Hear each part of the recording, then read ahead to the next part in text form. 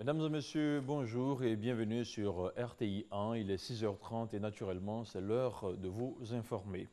Hier samedi, les autorités sanitaires ont enregistré de nouveaux cas de contamination à la Covid-19. 45 personnes ont retrouvé la santé, mais l'on note tout de même un nouveau décès.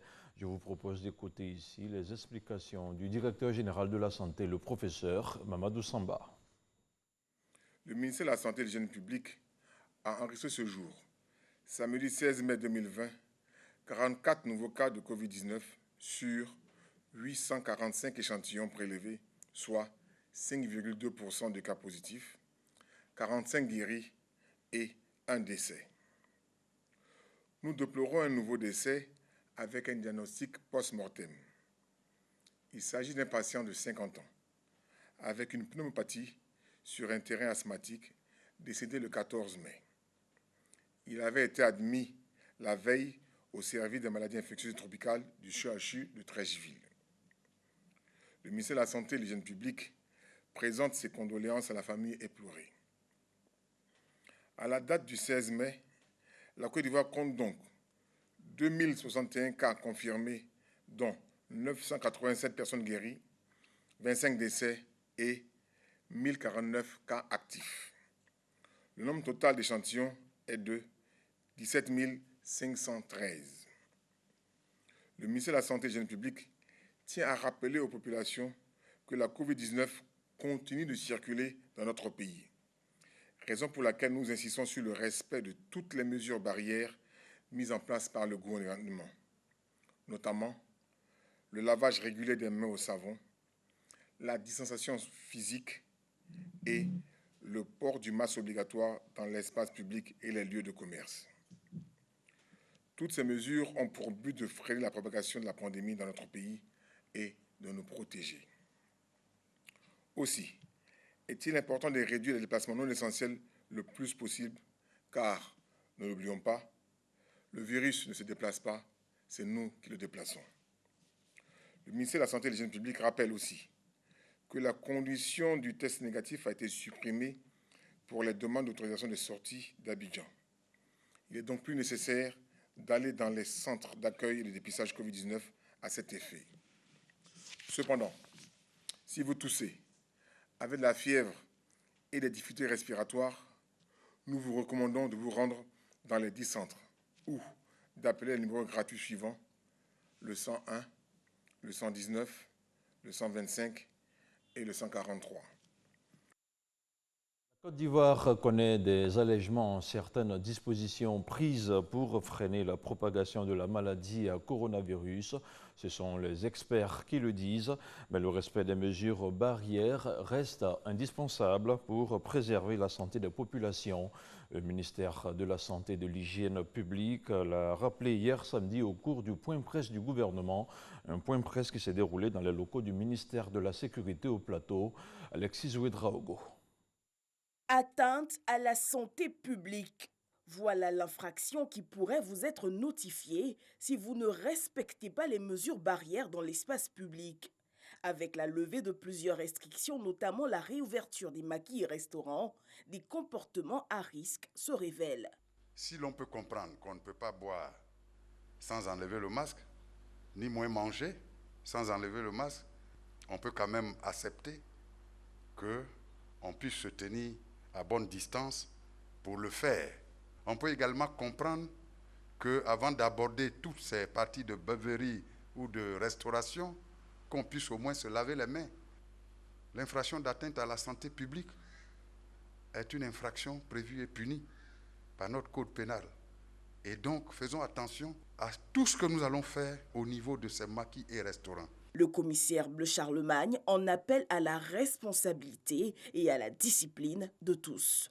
Si il s'avère que les mesures ne sont pas respectées, il ne faut pas amener les autorités à revenir sur leurs décisions. Ce sera vraiment désolant pour le social dans notre pays. Avec des taux de 47% de guérison et de 1,2% de létalité, le ministère de la Santé insiste sur la nécessité de rompre la chaîne de transmission. À ce jour, avec l'extension des sites de dépistage, un plus grand nombre d'Ivoiriens s'engagent à connaître leur statut. Il reste toutefois indispensable qu'ils préservent la distance physique dans ces centres. Nul n'a besoin d'aller dans un centre de santé pour aller se faire contaminer là-bas. Le gouvernement commence à multiplier le nombre de sites pour qu'au lieu qu'on se focalise sur un site, si vous partez qu'il y a du monde, vous partez d'un autre site. En prélude à la reprise des cours fixés au lundi 18 mai prochain, le point presse du gouvernement ce dimanche recevra le ministère de l'Éducation nationale. En raison des évolutions positives enregistrées par le plan de riposte sanitaire pour lutter contre la pandémie de la Covid-19, le chef de l'État, le président Alassane Ouattara, a annoncé le 7 mai dernier la réouverture des établissements scolaires à l'intérieur du pays à compter de demain lundi. À Korogo, les responsables des établissements sont donc à pied d'œuvre pour assurer le retour en classe des élèves. Les écoles sont nettoyées, pulvérisées et dotées de kits de lavage de mains. La mesure de distanciation sociale, en revanche, est au cœur des débats. Je vous propose de suivre ce reportage réalisé par Ami Sissoko. Ézéchiel est en classe de 3e au lycée Nafitini de Korogo. Après 2 mois de congé du fait de la maladie à Covid-19, il reprendra le chemin de l'école le lundi 18 mai. Heureux, mais un peu inquiet. Je suis content, mais vu ce qu'on entend sur la maladie, on ne sait pas comment ça va se passer à l'école. Je ne veux pas envoyer cette maladie ici à la maison pour dire que c'est à cause de moi. Il y a papa ou maman qui est malade. La reprise des cours, une décision appréciée par les parents. Nous pensons que si les autorités ont jugé nécessaire d'ouvrir l'école, c'est que toutes les mesures ont été prises et nous faisons confiance à nos autorités. Certes, on est content qu'ils puissent reprendre le cours, mais mon souci est que est-ce que les enfants vont réellement pouvoir pratiquer les mesures barrières? Parce que ce sont des enfants, ils sont très actifs. Donc je me dis, mais comment ils vont faire la récréation? À Korogo, pour assurer une bonne reprise aux élèves et enseignants, les rencontres se multiplient entre la direction régionale de l'éducation nationale, les responsables d'établissement et le corps enseignant. Nous avons demandé aux chefs de structure de faire en sorte que les mesures qui ont été prises de distanciation soient effectivement respectées. C'est ce que nous allons vérifier à partir du lundi. Est-ce que les mesures de distanciation sont prises? Est-ce que le système de lavage des mains a été remis en place? En attendant d'accueillir les élèves et leurs enseignants, les salles de classe sont désinfectées. Des dispositifs de lavage de mains sont installés, comme ici au collège catholique Sainte-Élisabeth. Dès leur arrivée, nous allons passer de classe en classe pour leur donner des consignes assez fermes, pour qu'ils utilisent ces lave-mains et aussi qu'ils ne jouent pas avec les cache-nez, parce que nous connaissons les enfants. Et puis, arrêter les jeux à la récréation entre eux. Essayez de garder toujours la distance. À ces dispositions s'ajoutent d'autres. Chaque élève pourra avoir sa table, de façon à ce que la distance soit respectée et que le professeur soit à l'aise. Donc cette première rangée, on va la dégager pour que les enfants soient assez en retrait, pour que le prof puisse effectuer ses va-et-vient aussi au tableau. Le lycée Houphouët-Boigny, l'un des plus gros établissements en termes d'effectifs. 6023 élèves, dont 1936 en classe d'examen. Seuls ceux qui sont en classe d'examen reprendront les cours lundi selon les instructions du ministère de l'Éducation nationale. Les classes ici seront scindées en 2 pour éviter tout contact entre élèves. Une seule classe aura 2 enseignants maintenant. Je vous prends un exemple. Quand vous avez la terminale A1 qui a 70 élèves, vous les mettez en 35-35. Et donc il aura l'enseignant habituel qui était en TA, il reste là. Et puis il aura maintenant un en tandem qui va avoir la TA1B. Et lui, il reste en TA1A. Et ils font les mêmes enseignements, les mêmes devoirs. Les emplois du temps sont aussi réaménagés. Les modules ne changent pas. Chaque enseignant a sa stratégie pour finir le programme. Dans un premier temps, nous allons faire une séance de révision pour les mettre à niveau. Je pense que le programme peut être fini, puisque nous étions vraiment avancés. L'école ouvre ses portes le lundi 18 mai à l'intérieur du pays.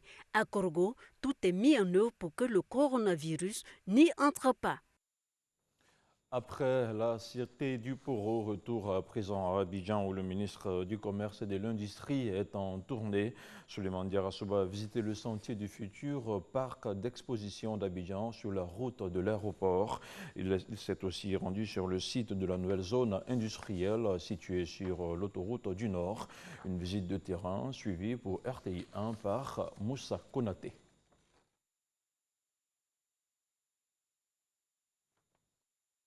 Nous y reviendrons dans nos prochaines éditions. Place à présent à l'actualité internationale. L'opposition au Tchad appelle au report des élections législatives prévues pour la fin de l'année. Dans une déclaration publique, le chef de l'opposition, le député Félix Nialbé, a indiqué que les crises que le Tchad traverse en ce moment ne permettent pas de préparer les consultations électorales dans la sérénité. Pour le porte-parole du parti au pouvoir, en revanche, la Covid-19 est en effet un facteur bloquant, mais le parti au pouvoir se dit prêt. Pendant ce temps, la représentation de la commission électorale indépendante continue à s'installer dans les provinces où, manifestement, le coronavirus n'a pas réussi à bloquer les activités. Et puis au Bénin, en revanche, plus de 5 millions d'électeurs sont convoqués ce dimanche 16 mai aux urnes pour les élections communales. Il s'agit de la 4e depuis le renouveau démocratique de février 1990. Les élus, les conseillers municipaux de 77 communes seront élus.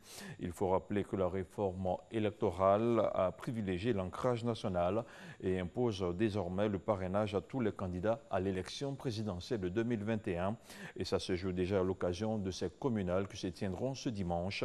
Pour présenter un candidat en 2021 à la présidentielle, l'opposition qui n'a aucun député au Parlement devra gagner au moins 16 communes pour garantir les 16 parrainages requis.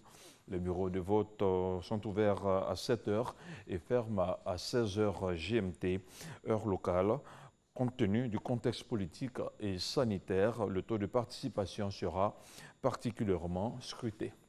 Et voilà, on s'arrête ici pour ce premier point d'information sur RTI 1. Merci à vous tous qui l'avez suivi.